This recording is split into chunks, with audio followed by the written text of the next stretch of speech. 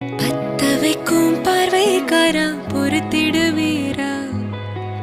தொடர்ந்து பதற செய்வீரா, சிக்க வைக்கும் செய்கையெல்லாம் நிறுத்திடுவீரா, மனசு இயங்கல சேரா, தாசா கிட்ட நேரி